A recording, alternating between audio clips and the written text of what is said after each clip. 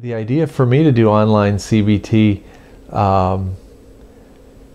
when I remember one morning I was sitting in my office and I'd gotten a call from one of our support staff who said somebody had canceled their appointment because they had to wait just so long, and they were ready to drive a very long distance to come and see me because there are really very few providers who provide high fidelity cognitive behavioral therapy that includes all the different elements of facing fears and changing thoughts, the complete protocol. And so people have to drive often a great distance to get that kind of therapy, and there's often a long waiting list.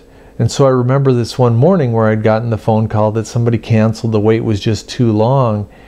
And once again, it just was very troubling to me to think, oh, you know, when somebody finally gets to the point of making that phone call and asking for help and reaching out for help, and then to find out, oh, I have to wait forever to get that help, that's really hard. And so I got the phone call that somebody they'd canceled their appointment. They had to wait so long. It was troubling to them. And I sat and I thought, you know, there's a great deal that I do in my office, helping people with CBT for anxiety problems, that it's pretty similar sometimes from one person to the next. And I thought, you know, I could put the kind of work that I do online, and we could make it available to people online.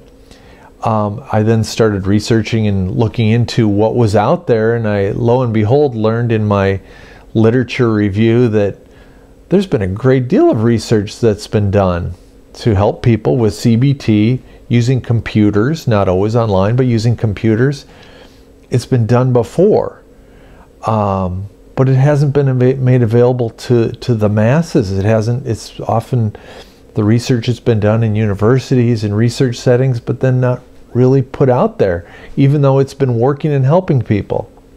I saw that, well, much of this has been heavily text-based, a lot of reading, and I knew a lot of my patients wouldn't be interested in doing that much reading.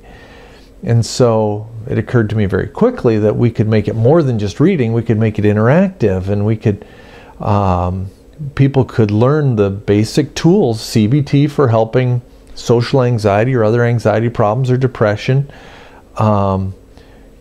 But we'd want to make it more interesting. We could add video, and we could add animations, and we could add interactivity, and that's really what we've worked hard on doing, making it engaging with our Learn to Live protocol.